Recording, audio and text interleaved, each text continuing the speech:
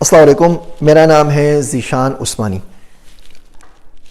آج کی جو ویڈیو ہے بڑی انٹرسٹنگ ہے۔ ہوا یہ کہ دسمبر کے آخر دنوں میں میرے چینل کے اوپر کوئی 92,000 سبسکرائبرز تھے، تو میرے دل میں خواہش ہے کہ لاکھ سبسکرائبر ہو جائیں۔ تو لاکھ سبسکرائبرز کے بعد آپ کا جو یوٹیوب کا پیج ہوتا ہے وہ بھی ویریفائی ہو جاتا ہے، اور اس کے بعد آپ کو وہ سلور پلیگ بھی ان کا ملتا ہے۔ تو میں کہا یہ اچھا ایک مائل اسٹون ہے، اچیو ہو جائے گا۔ 2 سال سے لگا ہوا اس کے اوپر، چینل کے اوپر، تو لاکھ سبسکرائبر ہو جائیں تو اچھا ہے۔ باقی لوگوں کو سنا تو تھوڑی سی مایوسی بھی ہوئی کہ پاکستان میں لوگ انٹرٹینمنٹ، گانے بجانے، یہ فالتو چیزیں دیکھتے رہتے ہیں۔ اب ہمارے نیوز میں دیکھ لیجئے، جیو نیوز میں انڈیا کی ہر نیوز آ رہی ہوتی ہے، کسی انڈین کی ایکٹریس مر جائے تو آ رہی ہوتی ہے، کسی نے کسی کو چھیڑ دیا تو آ رہی ہوتی ہے۔ عجیب فضولیات اور لغویات میں ہم لوگ پڑے ہوئے ہوتے ہیں۔ آزاد چائے والا نے بتایا کہ پہلے سال میں ان کے صرف 61 سبسکرائبرز تھے۔ تو میں کہا سوچتا ہوں کہ ٹرائی کرتا ہوں، شاید کچھ بھلا ہو جائے۔ تو میں نے ایک پوسٹ بنا کے لگائی کہ یہ میرا چینل ہے اور میں چاہتا ہوں کہ 31 دسمبر تک اس پہ 1 لاکھ سبسکرائبرز ہو جائیں، تو میں کچھ کتابیں بھی فری دوں گا۔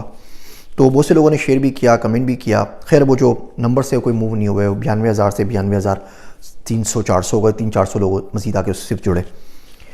اس کے بعد بہت ساری ہیٹ میل بھی ریسیو ہوئی، تو بہت ساری ہیٹ میل آتی رہتی ہے، گزارتا رہتا ہوں۔ ایک ای میل بڑی انٹرسٹنگ تھی، تو صاحب نے بہت ہی غلیظ گالی سے ای میل شروع کی۔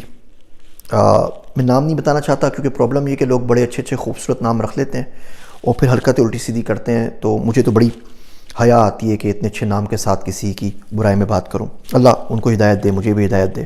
تو بہرحال وہ ای میل گالی کے ساتھ شروع ہوئی اور انہیں اور مغلظات لکھیں۔ باقی انہوں نے لکھا کہ جی آپ بھی یوٹیوب کے بھکاری بن گئے، بس یہی کام آپ کا رہ گیا ہے کہ آپ لوگوں کے سبسکرائبرز ہم جمع کرتے رہیں اور آپ ہم لوگوں سے پیسہ لوٹتے رہیں، اور اتنی اگر بڑے سائنسدان بنتے ہو، اتنی ڈیٹا سائنٹسٹ بننے کا شوق ہے اور ڈیجیٹل مارکیٹنگ پڑھانے کا شوق ہے کہ تم کہہ رہے ہو کورس بھی بناؤ گے، کتاب بھی لکھ رہے ہو، تو اتنی ڈیجیٹل مارکیٹنگ اپنے پاس لگا لو، ڈیٹا سائنس تھوڑا سا استعمال اپنی یوٹیوب کے اوپر کر لو، وہاں پہ کیوں نہیں کرتے؟ تو میں نے کافی سوچا اس کے اوپر۔ اس کا بات کرنے کا طریقہ غلط تھا، ای میل لکھنے کا طریقہ غلط تھا، لیکن جو بات کہہ رہا تھا وہ کسی نہ کسی حد تک ٹھیک تھی۔ اگر میں آپ کو بول رہا ہوں کہ میں آپ کو ڈیجیٹل مارکیٹنگ پڑھاؤں گا یا ڈیجیٹل مارکیٹنگ کتاب پہ کام کر رہا ہوں، تو اتنی ڈیجیٹل مارکیٹنگ تو مجھے بھی آنی چاہیے نا کہ میں خود کر سکوں۔ اگر میں آپ کو بولتا ہوں میں آپ کو پیسہ کمانا سکھا رہا ہوں، تو اس کا مطلب یہ میں نے زندگی میں خود تو کچھ پیسے کمائے ہوئے ہونا، پاکستانی اسٹارٹ اپس کی طرح تو نہیں ہو رہا ہونا جہاں پہ جا کے آپ کو یونیکارن بننے کا اور $1 بلین بزنس بنانے کا فارمولہ بتا رہا ہوتا ہے اور زندگی میں اس نے ڈبل روٹی بھی نہیں بیچی ہوتی۔ تو میں کہا یہ بات تو اس کی کم سے کم صحیح ہے۔ تو کہا ٹھیک ہے، تھوڑی سی ڈیٹا سائنسز لگاتے ہیں، تھوڑی سی مارکیٹنگ ڈالر لگاتے ہیں، اس کے اوپر دیکھتے ہیں کیا رزلٹ آتا ہے۔ اس پہ پھر میں نے کچھ شرائط رکھ لی اپنے لیے۔ میری عادت ہے میں کنویں کی مٹی سے کنواں برابر کرتا ہوں، تو جو پیسے امریکہ میں کماتا ہوں کوشش کرتا ہوں یہیں خرچ ہو جائیں، جو پاکستان میں کماتا ہوں کوشش کرتا ہوں پاکستان سے باہر نہ بھیجوں، پاکستان میں لگ جائیں۔ تو میں نے سوچا کہ جو یوٹیوب سے کما رہا ہوں وہ یوٹیوب پہ لگ جائیں، تو یوٹیوب پہ $2,000-3,000 $4,000 مہینے کے مل جاتے ہیں۔ تو میں سوچا یہ میرا بجٹ ہے، میں $4,000 سے زیادہ کا بجٹ لگاؤں گا نہیں اس پوری کی پوری کمپین کے اوپر۔ پھر میں نے اپنے آڈینس کو پڑھنا شروع کیا، ان کی انالیسس کرنی شروع کی۔ کوئی 3,000 سے اوپر کمنٹس آئیں میری تمام ویڈیوز کے اوپر۔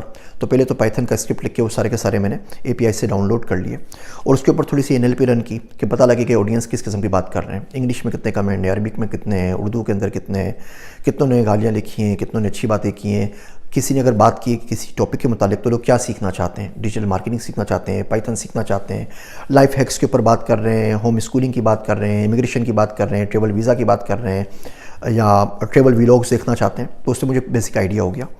پھر گوگل کی اپنی انالیٹکس کی ایپس ہیں کچھ، یوٹیوب کی اپنی انالیٹکس، یوٹیوب اسٹوڈیو، اس میں دیکھا تو پتہ لگا کہ جو میرے آڈینس ہیں وہ سارے کے سارے ایکٹیو ہوتے ہیں شام 7 بجے سے پاکستانی ٹائم رات 11 بجے تک، سب سے زیادہ ہوتے ہیں۔ پھر 11 کے بعد کم ہونا شروع ہو جاتے ہیں اور صبح میں کوئی بھی نہیں آتا۔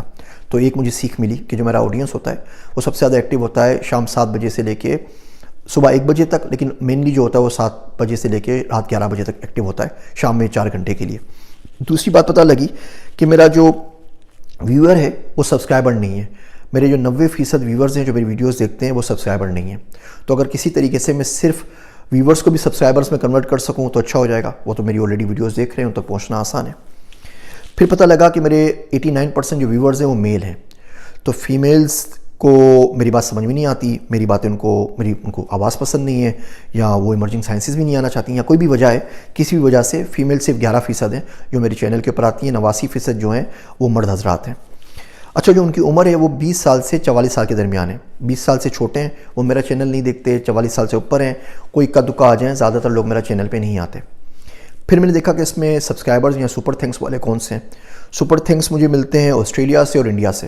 اللہ کا شکر ہے آج تک پاکستان سے کوئی سپر تھینک نہیں ملا. سپر تھینک ہوتا ہے کہ آپ کمنٹ کریں اور ساتھ میں کچھ پیسے بھی دیں, تو وہ مجھے آسٹریلیا والے دیتے ہیں پیسے یا انڈیا والے دیتے ہیں, وہ باقی ملک والے نہیں دیتے. پھر میں نے دیکھا کہ میرا چینل پیسے کماتا کہاں سے. ٹو مائی سرپرائز میں سمجھا سب سے زیادہ پیسے پاکستان سے آتے ہوں گے. سب سے زیادہ میرا چینل پیسے کماتا ہے سویڈن سے. پتہ نہیں سویڈن میں بہت سارے لوگ ہیں جو میرا چینل دیکھ رہے ہیں اور ان کے پاس ایڈ چلتے ہیں, سب سے زیادہ پیسے وہاں سے آتے ہیں. اس کے بعد پھر امریکہ سے, اس کے بعد پھر انڈیا سے, سعودی عرب سے, یو اے سے. پاکستان تو میرے خیال سے پیڈ ایڈورٹائزنگ زیادہ نہیں ہوتی, تو پاکستان میں اتنا زیادہ نہیں ہے. تو اس طریقے سے مجھے انسائٹس مل گئیں اپنے آڈینس کے بارے میں. مزید پھر پتہ یہ لگا کہ جو لوگ میرا چینل دیکھتے ہیں وہ اور کون سے چینل دیکھتے ہیں. انٹرسٹنگلی انف جو لوگ میرے چینل کو دیکھتے ہیں وہ جاوید چودھری کے چینل کو بھی دیکھتے ہیں. جو لوگ میرے چینل کو دیکھتے ہیں وہ آزاد چائے والا کے چینل کو دیکھتے ہیں. جو میرے لوگ چینل دیکھتے ہیں وہ لوگ سما ٹی وی کو دیکھتے ہیں, اے آر وائی کو یا جیو کو نہیں دیکھتے. تو آپ اس طرح پلیسمنٹ کر سکتے ہیں. تو اس کی بہت ساری انالیسس ملتی چلی گئی. تو تقریباً میرے پاس یہ کوئی 37 سے اوپر ویریبلز آ گئے اپنے چینل سے متعلق. میں گوگل پہ گیا, وہاں پہ میں نے ویڈیو کا اشتہار چلایا, جو ویڈیو میری جو فرنٹ پہ ویڈیو آتی ہے کہ آپ میرے چینل کو کیوں سبسکرائب کریں, اس کو کیا, ریلیٹڈ ویڈیوز ایڈ کی. پلیسمنٹ میں نے لکھ دیا کہ جی آپ نے پلیسمنٹ کرنی ہے ان لوگوں کو جو سما ٹی وی, جاوید چودھری اور جو 2-3 ریلیٹڈ چینلز دیکھ رہے ہیں, اور پلیسمنٹ آپ نے کرنی ہے صرف 7 سے 11. تو جو میرا اشتہار چلے گا وہ 7 سے 11 چلے گا. 20 سال سے 44 سال کے مردوں پہ چلے گا, عورتوں پہ نہیں چلے گا کیونکہ میرے آڈینس ہے, اور ان لوگوں پہ چلے گا جو میرے چینل کے اوپر آ رہے ہیں, تاکہ میرے جو ویورز ہیں آپ انہیں کو اشتہار دکھائیں. اور اشتہار کے اوپر میں نے لگا دیا, تو وہ اشتہار تو پتہ نہیں کسی کی دعا لگ گئی ہے کیا ہوا, وہ وائرل ہو گیا. تو میرے 48 گھنٹوں کے اندر میرے پاس 1 لاکھ سبسکرائبرز آ گئے. پر سبسکرائبر جو مجھے کاسٹ آئی ہے وہ آئی ہے ₹2.15 پاکستانی روپے میں. ₹2.15 پر سبسکرائبر کاسٹ آئی ہے, جو کہ بہت اچھا کنورژن ہے. تو بہرحال تو یہ تو میں نے غصے میں اس ای میل کے بعد انتقاماً ایک اشتہار چلا دیا تھا. اس پہ میں پیسے نہیں خرچ کرنا چاہتا اشتہار چلا کے. جو لوگ آگے جڑنا چاہیں وہ جڑتے رہیں. لیکن جو اسٹریٹجی میں نے اپنائی تھی, آپ لوگوں نے بہت سے لوگوں نے سوال پوچھا, تو میں نے سوچا کہ میں آپ لوگوں کے ساتھ ضرور شیئر کر لوں کہ وہ اسٹریٹجی کیا تھی, کس طریقے سے اتنے سارے لوگ آ کے جڑے. 2 سال میں 1 لاکھ سبسکرائبر ہوئے تھے, اگلے 48 گھنٹوں میں 1 لاکھ سبسکرائبر کیسے ہو گئے. اس بات کا بھی کانفیڈنس مجھے ملا کہ جو میں ڈیجیٹل مارکیٹنگ میں پڑھانے والا ہوں اور جو کتاب میں لکھ رہا ہوں اس میں اسٹڈی صحیح چل رہی ہے. جو چیزیں میں نے سیکھی ہیں وہ میں آپ کو بھی سکھا سکتا ہوں انشاءاللہ تعالیٰ, اور آپ لوگ بھی پھر اس طرح 1 لاکھ سبسکرائبر لا سکیں گے اور پیسے بھی کوئی اتنے زیادہ لگے نہیں. اور آپ دیکھیں باقی برانڈز بھی کام کرتے ہیں. آپ نے دیکھا ہوگا بہت سارے گورے ہوتے ہیں, وہ کسی انڈین گانے کے اوپر کوئی اتنی بنا دیتے ہیں, ووکل کی کوئی دھن بنا دیتے ہیں یا اس کے اوپر کوئی تبصرہ کر دیتے ہیں. بیسیکلی وہ ٹارگیٹ کیا کر رہے ہوتے ہیں, وہ انڈیا کے اندر 1 ارب لوگوں کو ٹارگیٹ کر رہے ہوتے ہیں. سارے انڈینس خوش ہو جاتے ہیں, وہ ہمارا گانا ہے, گورا گا رہا ہے, سب کے سب وائرل کر دیتے ہیں. جو بڑے بینڈز ہیں, ایڈیل ہے یا جو بھی گانے والے جو بھانڈ ہوتے ہیں, پوپ کے ہے کوریا کا, یا وہ سیلینا گومیز وغیرہ ہیں, یہ لوگ اپنا گانا ریلیز کرتی ہیں تو اس کا اشتہار چلاتی ہیں چھوٹے ملکوں کے اوپر جہاں پہ سی پی ایم کم پڑتا ہے, جہاں پہ کاسٹ کم آتی ہے.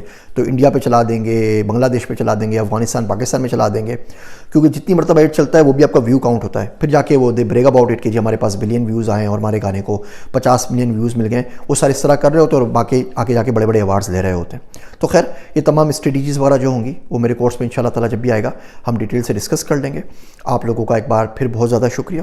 پہلے آپ لوگوں کی دعائیں مجھے فائدہ دے رہی تھیں, اب آپ کی گالیاں بھی مجھے فائدہ دے رہی ہیں. میری باتیں سننے کا شکریہ. میں ہوں آپ سب کا ذیشان عثمانی.